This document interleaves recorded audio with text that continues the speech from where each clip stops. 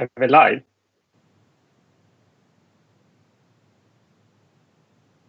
Bra. God morgon allihopa, välkomna till dagens webbinar där vi ska fördjupa oss lite grann i 2D-koder. Jag heter Jonas Buskenfrid och med mig så har jag en gäst från Belgien, Luxemburg som heter Karen som ska få presentera sig själv. Självklart så pratar inte hon svenska så att hon får ta det i engelska. Jag föredrar engelska men hon kan ju flera språk eftersom hon bor där och gör. So welcome Karen and please introduce yourself and thank you for attending our webinar. Thank you, Jonas. So my name is Karen Atkisten from GS1 Belgium, and I'm a project manager there. I have been there for about 6 years, and I've been working on this particular project for about 4 years now. So I'm very happy that I'm able to share this with you and to listen what you are up to and which kind of questions you still have about this. So thank you very much for having me. Thank you, Karen. So I will start and I will go back to Swedish again. So can you please give me presenter rights?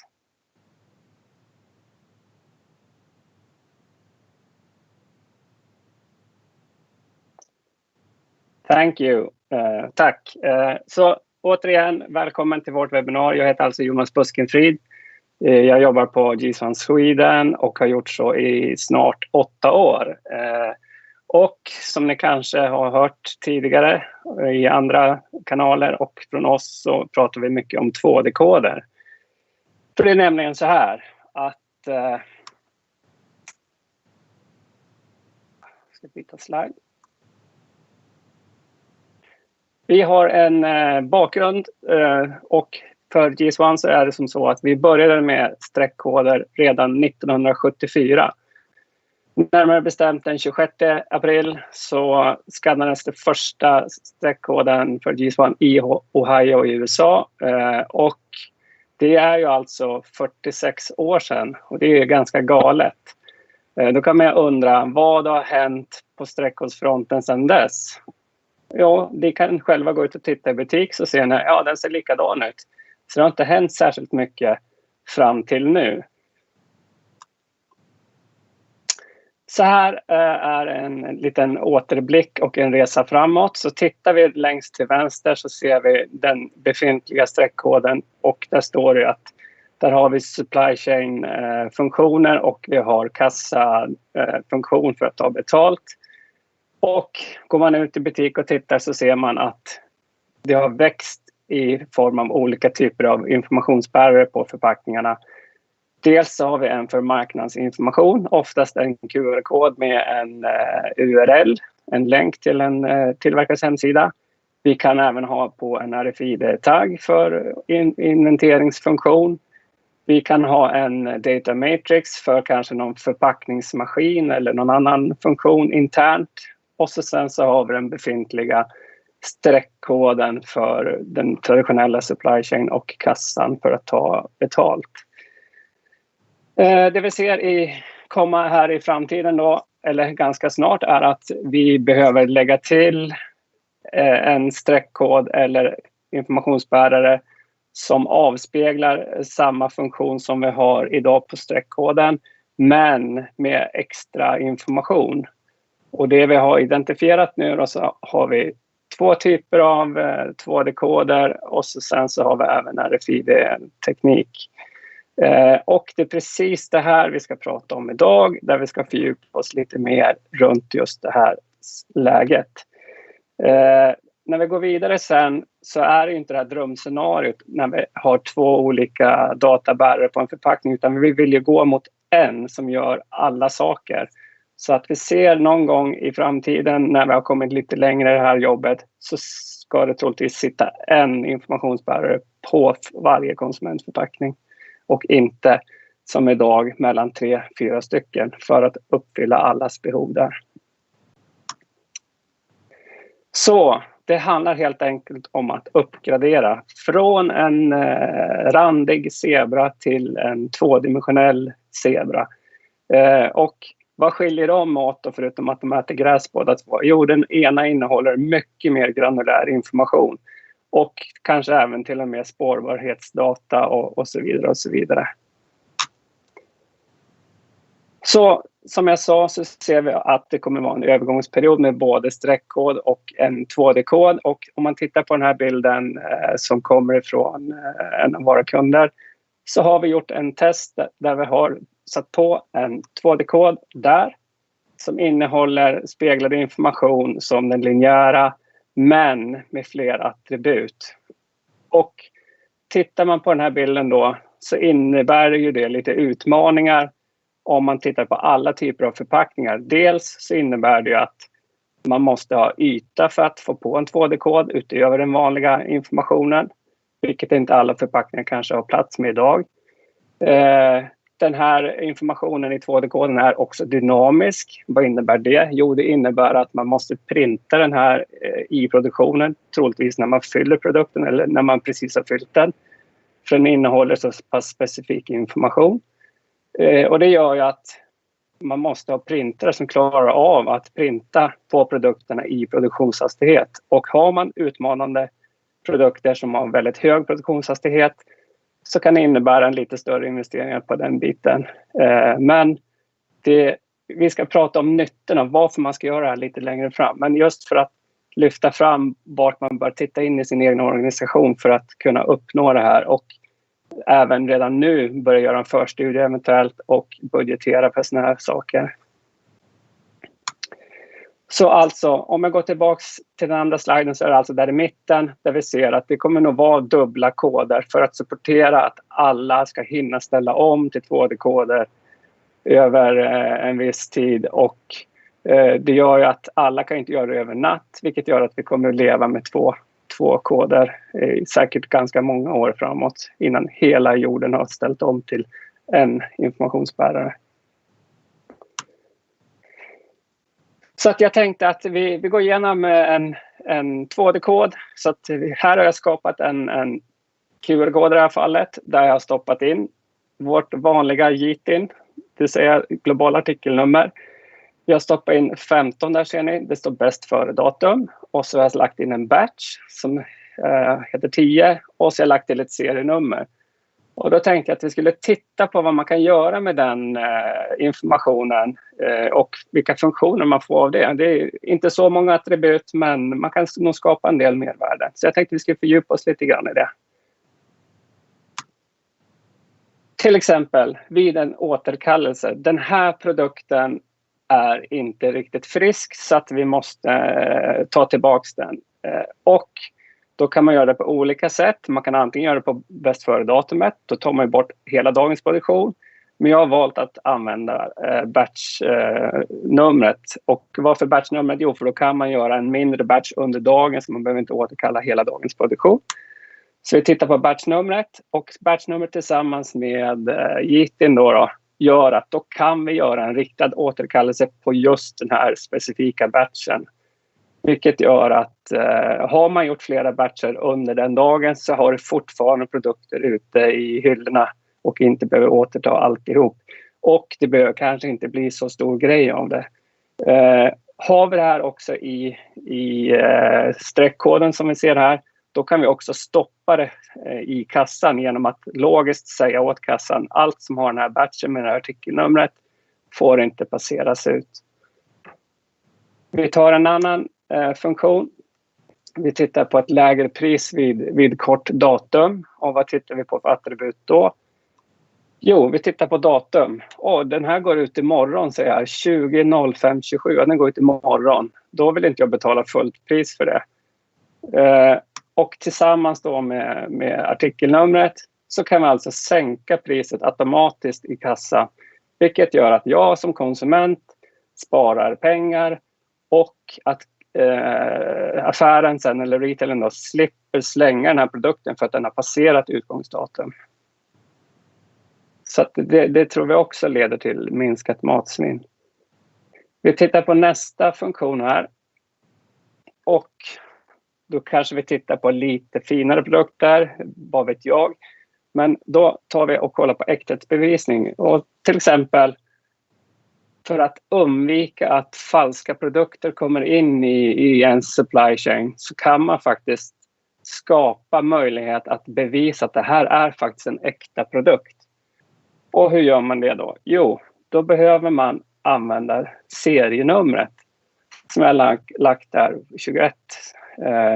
Och serienumret tillsammans med det här artikelnumret skapar en globalt unik kombination av en individ. Och om man då vid produktionstillfället stoppar upp det här i någon form av databas, så kan man också sen vid utcheckning av produkten eller att konsumenten själv kollar mot den här databasen, är den här tillverkad eller inte? Ska den säljas i Sverige eller är det tanken att den ska säljas någon annanstans? Så att man kan få ut ganska många olika funktioner. Nu har vi alltså bara tittat på 3 stycken attribut, det vill säga vi tittade på bäst före-datum, vi tittade på batchnummer, vi tittade på serienummer.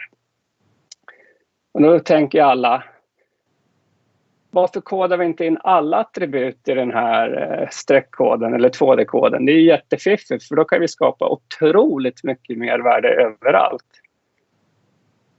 Så att om vi tittar på den första med 3 attribut, då uppskattar jag ungefär att det blir ungefär QR-koden eller 2D-koden så där stor. Men om vi skulle stoppa in allt som vi önskar, som skulle skapa en funktion här då, så att vi ska skapa så mycket mervärde till alla i hela supply chain. Oj. Så blir den helt plötsligt väldigt stor. Så det måste man också ta hänsyn till. Man kan alltså inte stoppa in allt nice to have som man någonsin kan tänka sig, utan man bör faktiskt väga in vilka attribut är relevant för mina produkter. Och det är precis det som jag också önskar alla göra framöver, att titta, om vi har den här, jag vet, det här är en honungsburk säger vi. Vilka attribut kan vara relevant för den i hela supply chain och även ut till konsument? Så att det ser jag också som en hemläxa, ska jag vilja säga faktiskt. Det var vad jag tänkte prata om idag. Jag pratar mycket om en återblick om vart vi har varit, om vart vi är på väg, om vart vi ska. Nu har vi faktiskt med oss Karen här och jag skulle vilja att hon pratar om vad de har gjort i Belgien, Luxemburg. För där har de faktiskt jobbat med de här frågorna i drygt 3 år. Och det innebär också att man har gjort en relativt stor pilot. Och när man gör en pilot, vad händer då? Jo, man lär sig väldigt mycket. Så att från att kanske vara lite fluffig och prata om olika funktioner, så hoppar vi in i verkligheten och de som verkligen har gjort någonting. So Karen, I would like to give the floor to you and hopefully you understood something of my Swedish. Not much. No, maybe that's good. I don't know.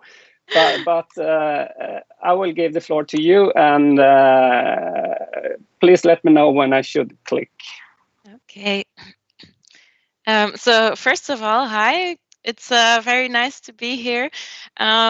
If you click to the next slide, you will see what Belgium is all about for those who do not know, and maybe this will give you some inspiration on what to have for breakfast. Maybe not the beer though. So I'm sitting here at my IKEA table, so I think it's a nice compromise here. So I'd like to say hi from Belgium. Okay, click.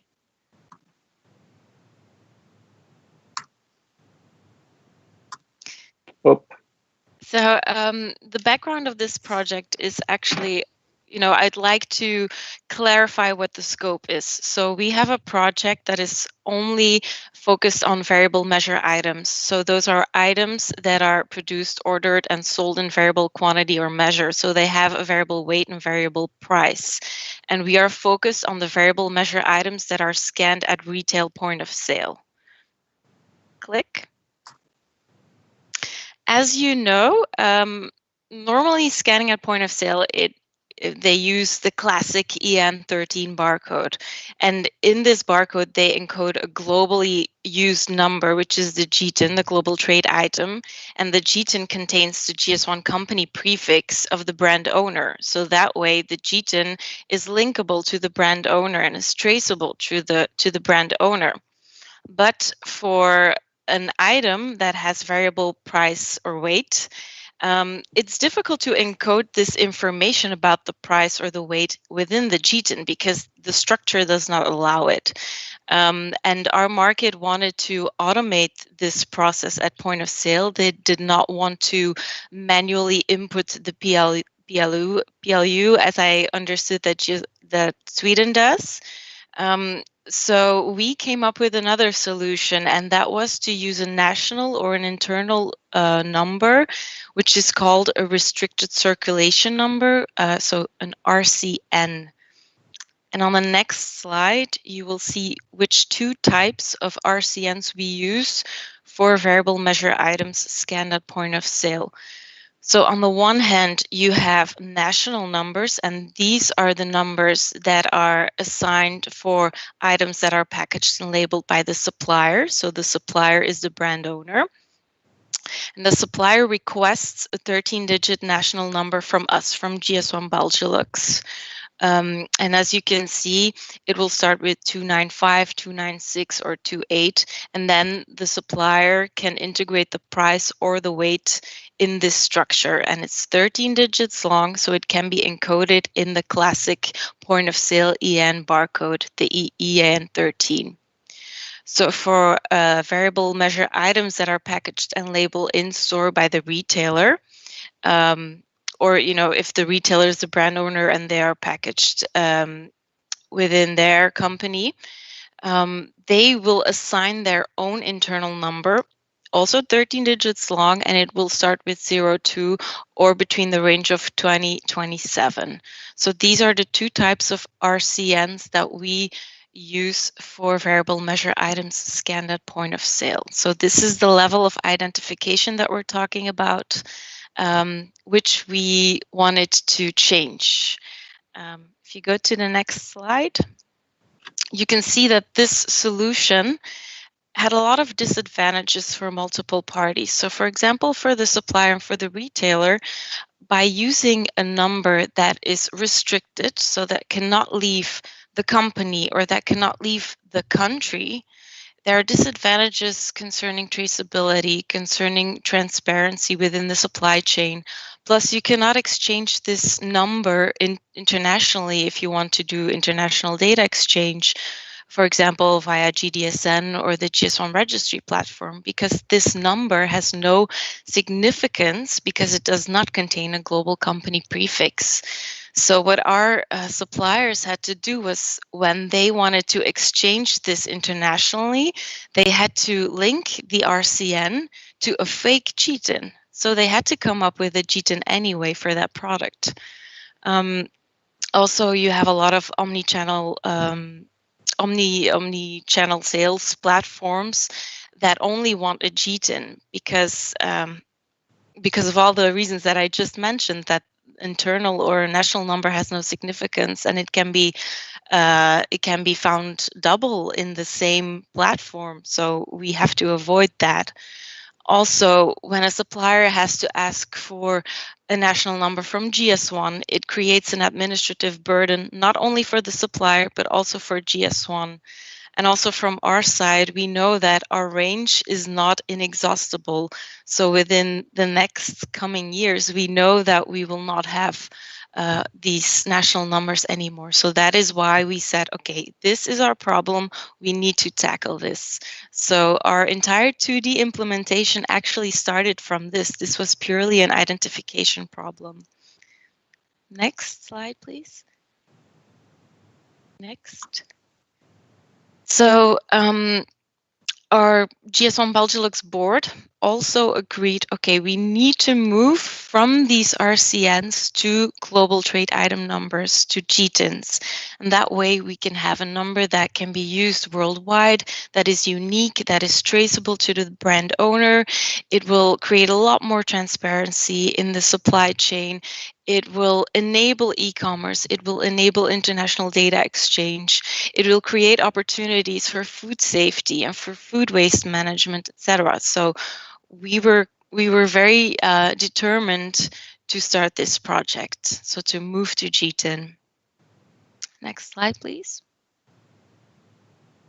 Okay, so in 2017, we set up the work group, and there was a lot of interest from our market. So we had our 4 big retailers that joined: Carrefour, Colruyt, Delhaize, and Makro. We had a lot of suppliers of variable measure items, so mostly meat, that also joined, solution providers that were also international, associations, GS1 member organizations, other impacted stakeholders. For example, at one point in time, our FPS economy also joined, because there was this entire debate about rounding off prices in barcodes, etc.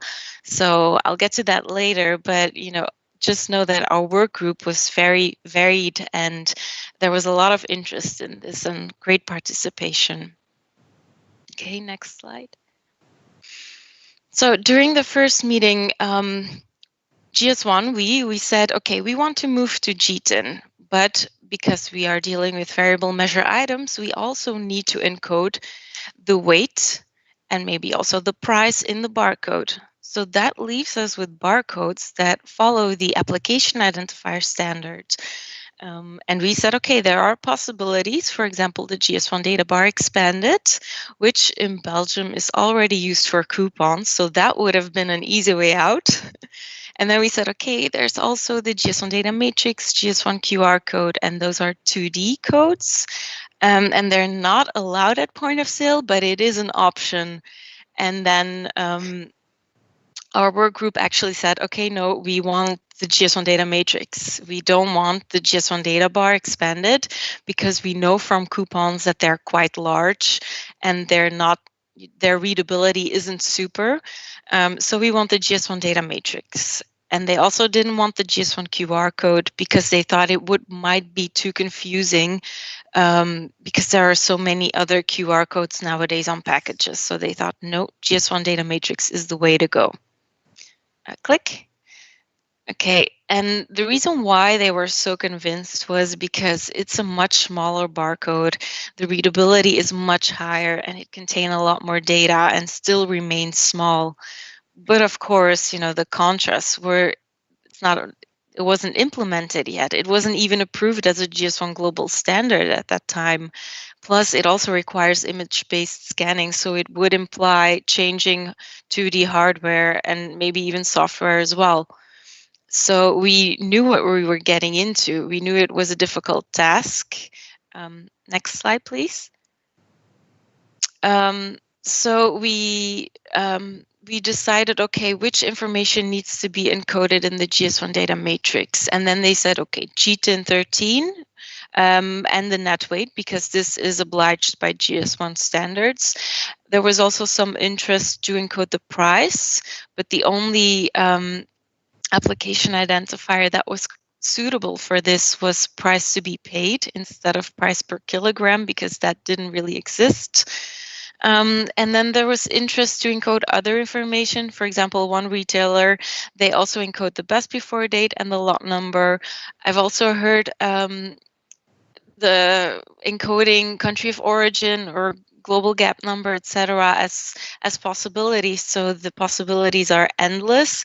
But at this point in time, they said we will focus on the GTIN with the weight, and we will start with that and see if we can add more application identifiers as we go along. So we started by analyzing what the impact would be on procedures, on staff, on budget, on other stakeholders in the supply chain that we needed to take into account. And we also got the support by our board again to continue with this 2D aspect that suddenly came along.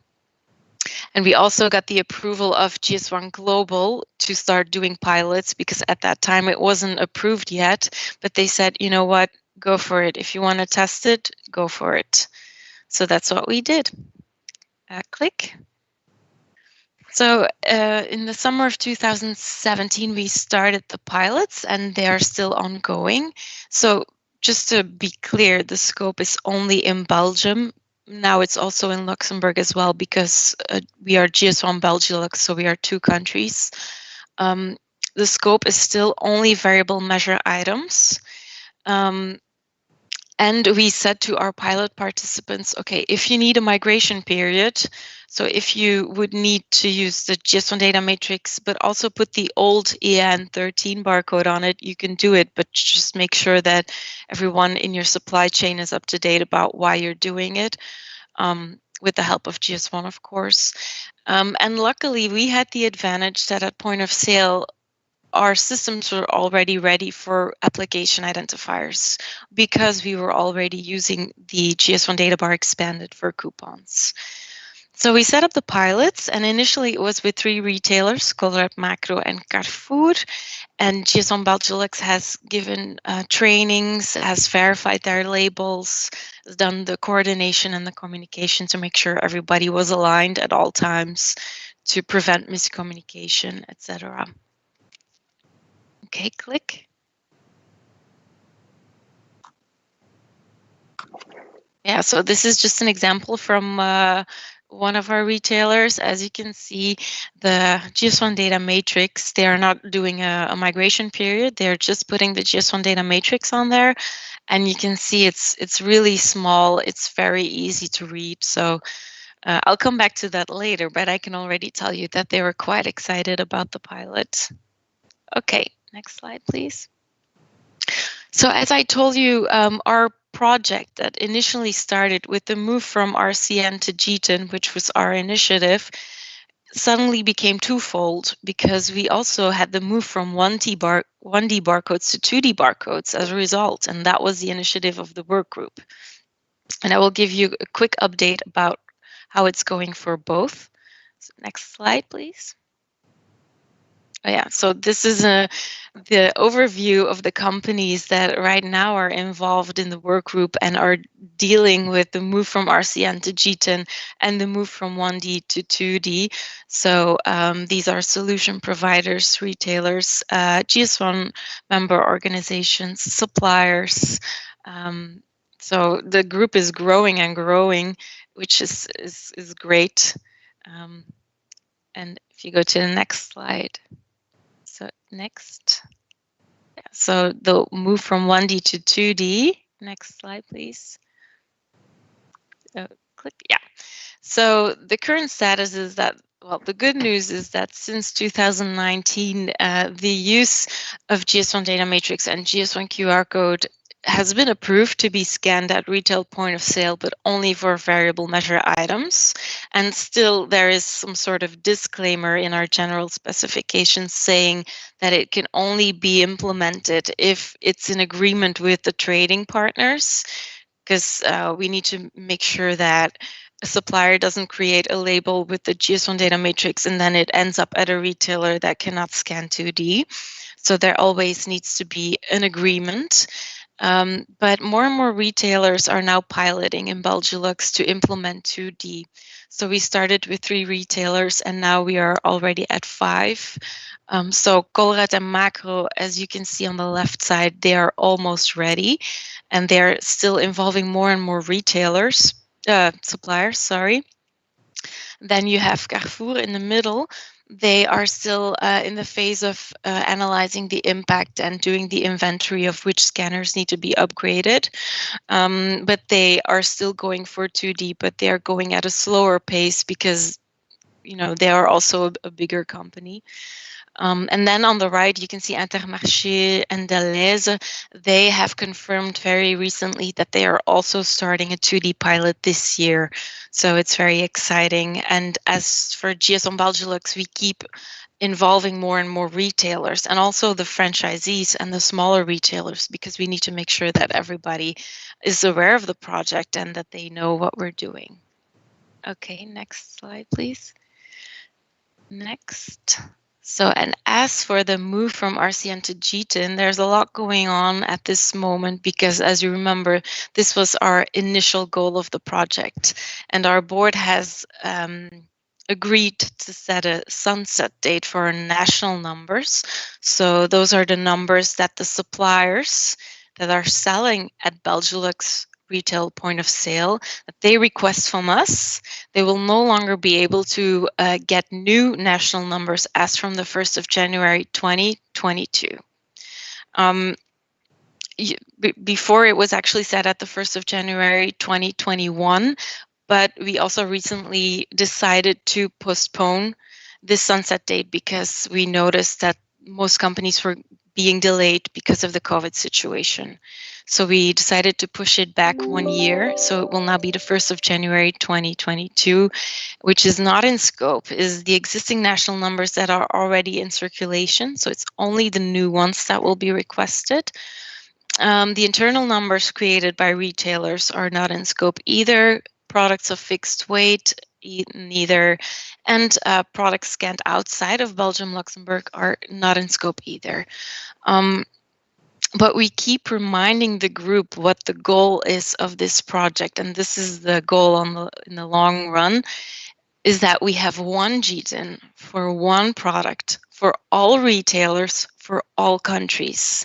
And this is what GS1 is all about. We need to standardize this globally to make sure that the supply chain gets more efficient.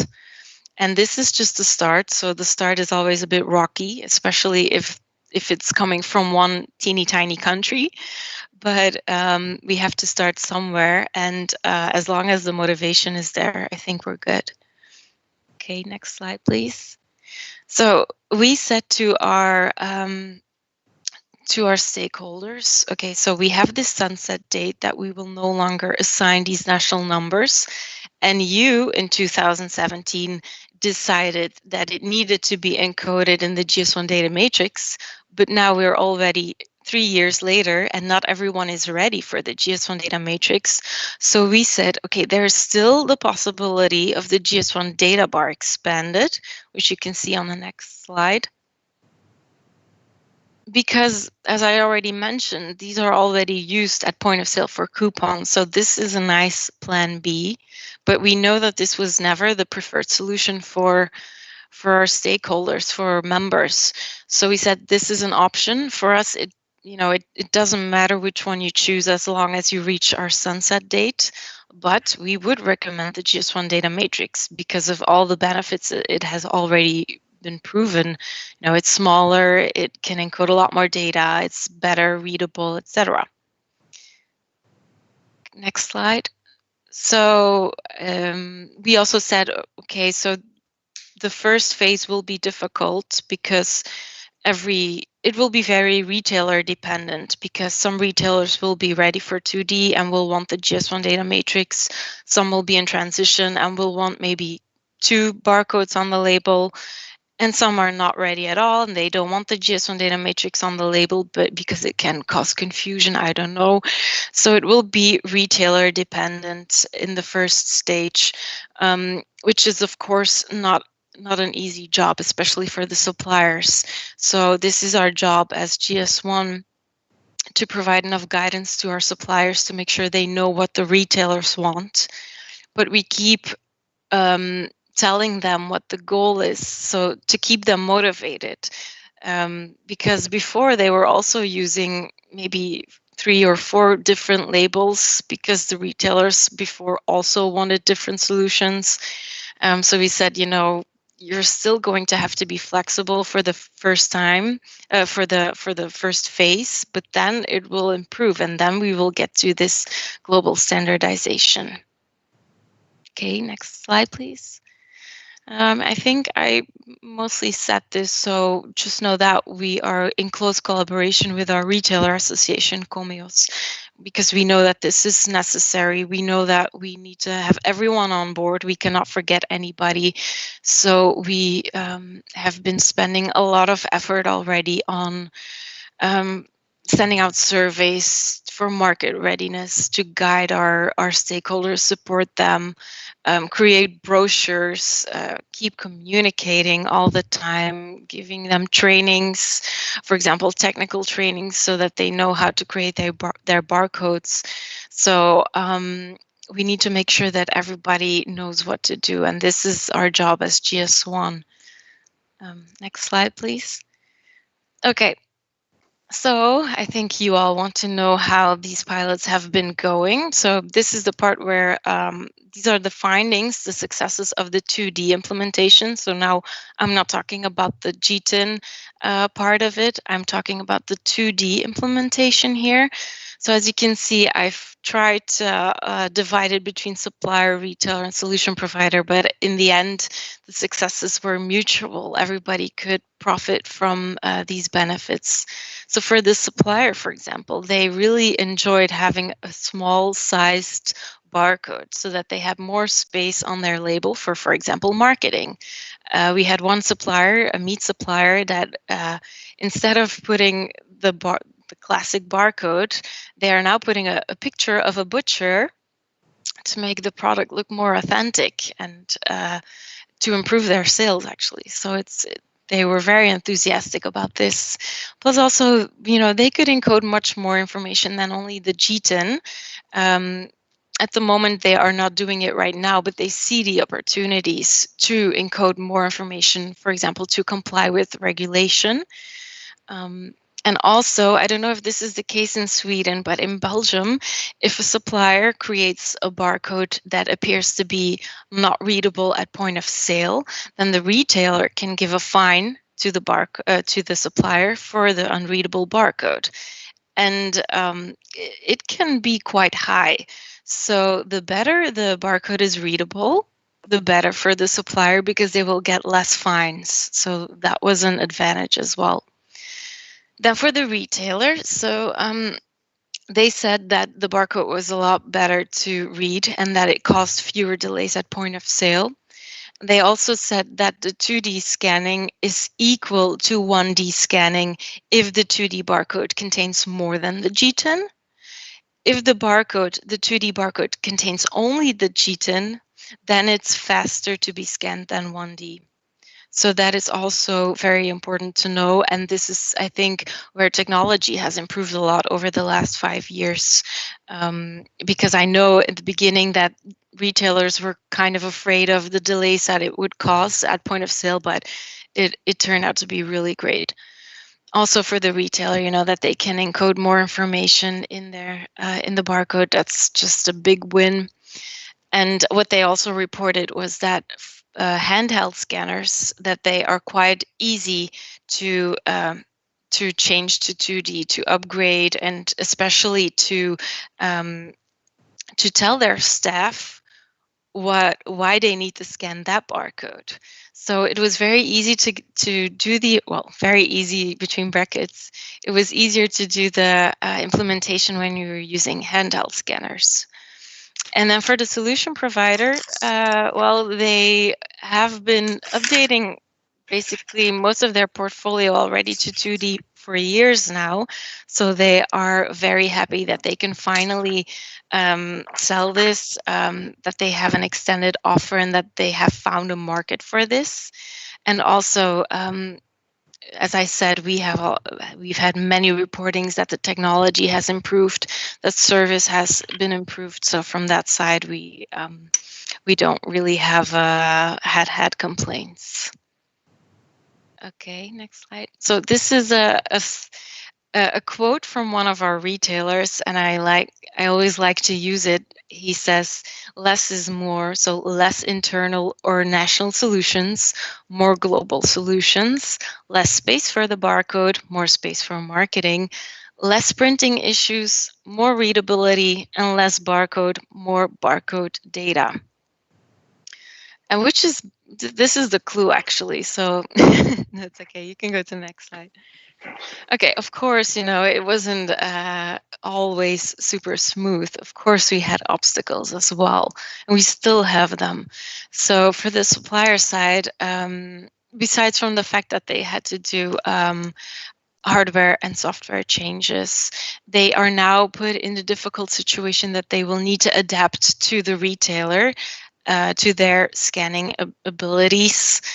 So the suppliers, of course, now that they are 2D ready, they want to use it for every retailer. But at this point in time, they cannot do that yet. So they're impatiently or patiently waiting for everyone to get ready so that they can use this. And they also want to use this for more products than just variable measure items, because they're ready. So they want to expand it to fixed weight items as well. Now, for the supplier side as well, we noticed that, well, I've verified a lot of incorrect barcodes because, you know, a barcode is a barcode, and if you're not a nerd like me or like everyone else at GS1, then it's difficult to understand how technical it can be and how easy you can make mistakes. So due to the lack of technical knowledge, we had quite some incorrect barcodes passing the point of sale at the beginning. And then from the retailer side, we've noticed that for them it's also difficult to involve their franchisees, to involve small retailers, but we need to be able to involve them. So we're kind of struggling with that right now. Also, we noticed that they sometimes miscommunicate with their suppliers, because for a retailer as well, a data matrix is the same as a GS1 data matrix, but we know, GS1 nerds know that this is not true. So we kind of always intervened when we saw that they were miscommunicating with suppliers. Also, we see that for pilots that are in the first phases, that they need to go to their management and say, okay, this is the return on investment from this pilot. Can we please expand it to more stores or to more products? And it's difficult to define the return on investment for this, because changing the type of barcode will have indirect results. So it will have the indirect results for data exchange, traceability, recalls, food waste management, etc. But these are things that you cannot really calculate when you're doing a pilot with a new barcode. So it's kind of difficult at that point in time to convince management of, see, this is returning money.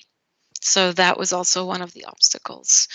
Then, as I said before, the use of handheld scanners was quite easy to implement, but then you have the flatbed scanners at point of sale.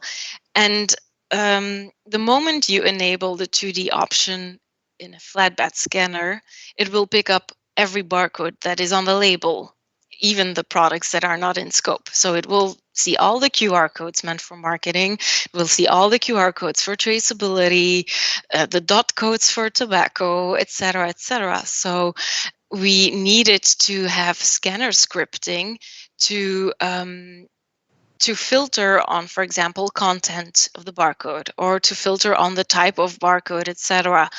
And it's not that this causes delays. At the beginning, it caused some delays, but technology improved, and now the delays are fine. It's just that we need to find a solution for this, and we need to align. We need to have a strategy behind this. How are we going to tackle this issue of having multiple barcodes on one label? And I think, seeing the visuals that Jonas showed at the beginning, I think he already mentioned this in Swedish. So this is one of the ongoing issues that we have. Also, our retailers also want to expand this pilot to coupons, to fixed rate. So they're also kind of impatient right now. But we've noticed that some retailers have been facing restructurations and delays because of COVID, and that has led to some in and out commitments from some retailers, which wasn't always easy for the project to continue. And then from our side, and I think this is not specific to this project, it's specific to our difficult country, is that Belgium, well, first of all, Belgium is not Luxembourg, and we have to do both countries anyway. We have, I put 4 used languages, but last night in my sleep, I was counting the languages, and I think we have 6 languages in the 2 countries. So it's sometimes difficult to communicate and to reach the right people, because we have these language barriers and cultural barriers. So, but this is not specific to this project only. What is specific to this project is that we are kind of the pioneer in this for this globally, so we have no real examples to follow.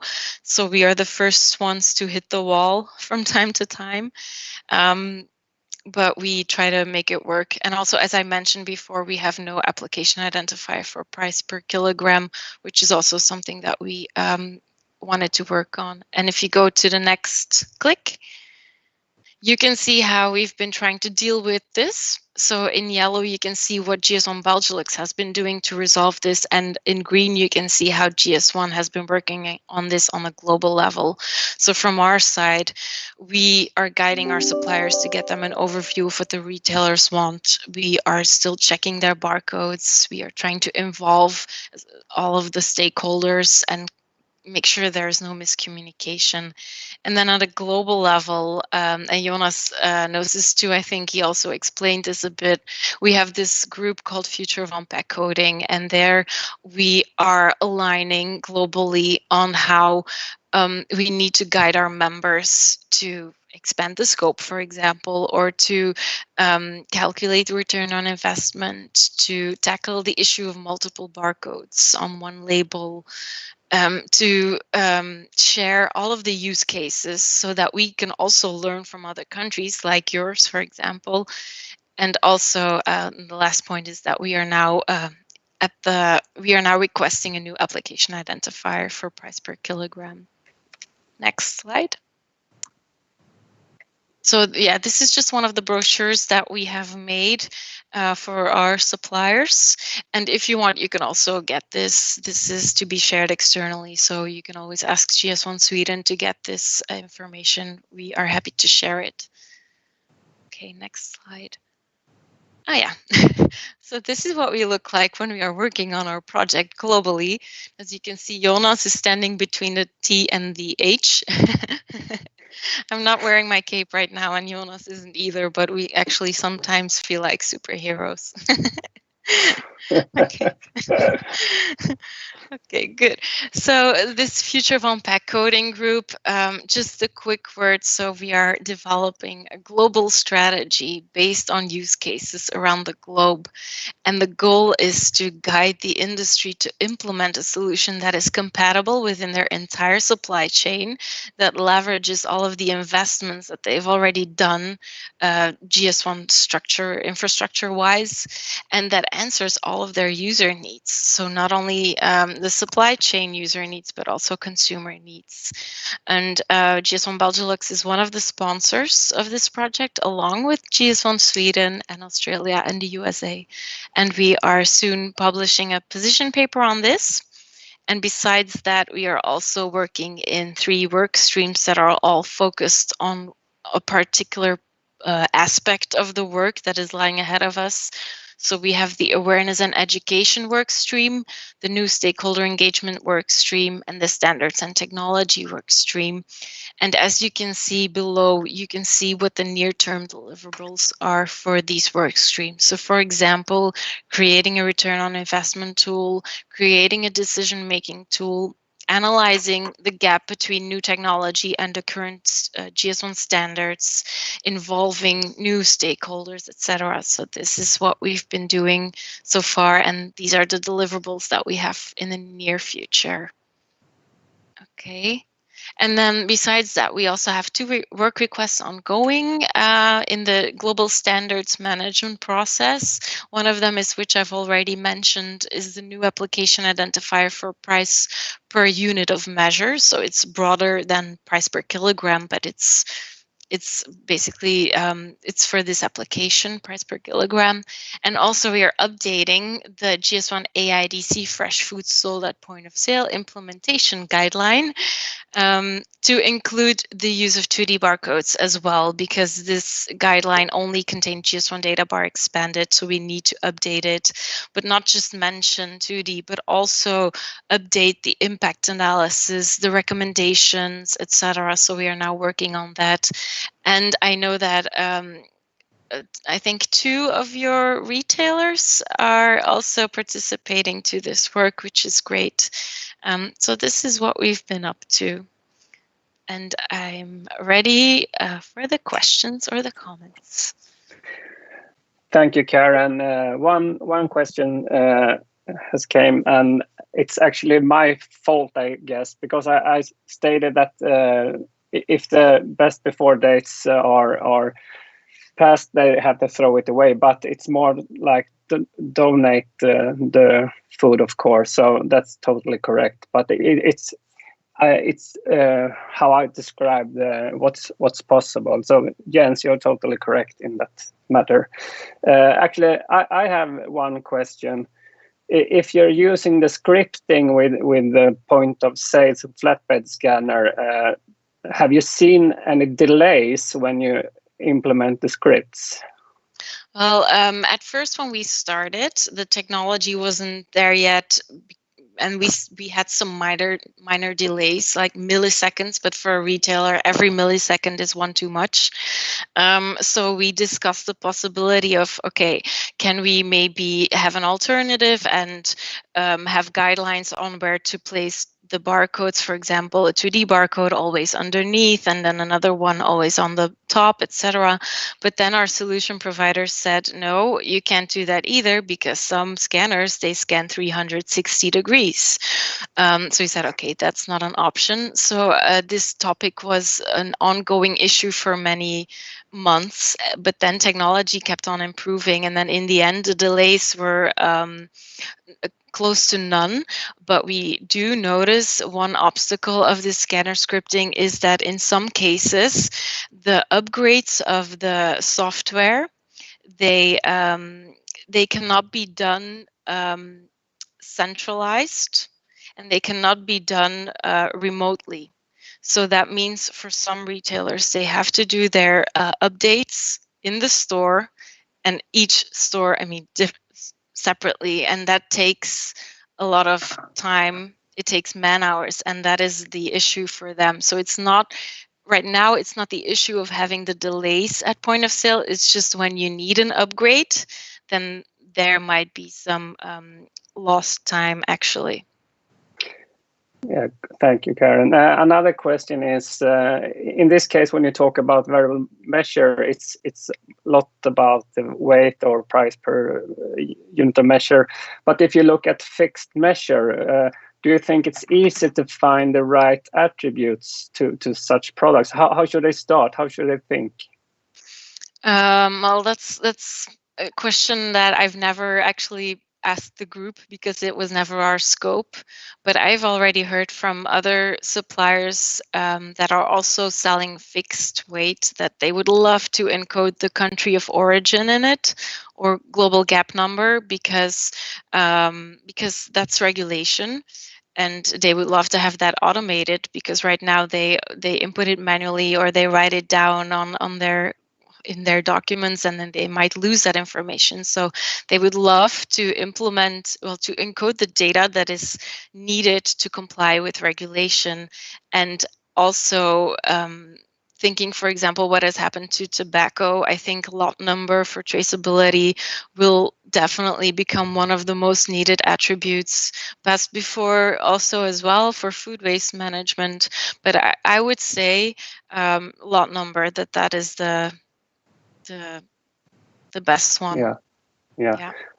Thank you, Karen. Another question is, if you look at the manufacturer side, if you talk about variable measure, they are probably already printing barcodes in the production. How was it easy for them to start to print 2D barcodes? Were there softwares and printers already? Did they have that capability already, or did they need to upgrade something? Yeah, they had to upgrade it. They didn't have that capability. So they needed to upgrade their, they needed to be able to encode application identifiers. They needed to be able to print the GS1 data matrix, but also they needed to adapt their scaling systems. And this is where the solution providers caused a little bit of a delay, because they weren't ready for that yet at the beginning, and also because our FPS economy was also involved, because the scales at some suppliers or at the retailers were sealed. So if you have to unseal them, then that involves that requires the involvement of our FPS economy, etc. And so it was not a piece of cake, but they always saw what the end goal was, and they always kept motivated. And I remember from the first meetings that they were the ones that were impatient. They were like, we want to get this going, and we're waiting for the solution providers, and we're waiting for FPS economy. And so it was nice to see. But of course, for them, they had to change things. But they before, they also had to print dynamic barcodes, because they also had to have a structure that had variable weight or variable price. They also had to print different types of barcodes for our retailers, because some wanted a GS1 data bar, some wanted an EAN, etc. So they were used to having to be flexible. So that's why they loved the project, because they thought, okay, it will change. Thank you. If I'm a retailer and would like to start going in this direction, how should I start? Oh, that's a good question. Well, first of all, do an impact analysis. So, I mean, I'm already assuming that they know what the business case is, that they know what the benefits are, that they don't need to be convinced anymore. But first, they need to do an inventory of what needs to be changed. If they're using handheld scanners, flatbed scanners, so it will change. It will be it might need some upgrades, yes, but also know that most technology that has been bought for since the last 3 years, 5 years, maybe even, that this already has a 2D option. So, work together with your solution provider and with GS1 to see what the options are, how you need to enable this 2D, and then see, okay, which products in general are passing my point of sale, and which barcodes can be passing my point of sale, to see what kind of scanner scripting that you would need. So that would be one of the biggest things, of course. Super, thank you, Karen. I think we're running out of time, but I just want to tell you that this video or presentation will be available on YouTube. So you and me, Karen, are YouTube stars now. Yes. maybe we should change career. But maybe but for me, it's kind of interesting to learn what you have done in Belgalax, because you have done a lot, and you have a lot of different stakeholders doing that job, and that's actually looking at the real world. So it's a really good input for us, and I hope we can still share what we are doing, and hopefully we can try to run a little bit faster, so we will catch you in the end, so we can help each other fighting new obstacles. So thank you very much, and please contact us in GS1 Sweden. If you are a manufacturer in Belgalax, contact Karen or Belgalax office, and contact me if you need more information around this topic. I gladly would like to update everyone. And also, for your information, we have a working group working with the variable mesh and fresh food. So if you're interested, please attend to that group. We need more manufacturers, in my view.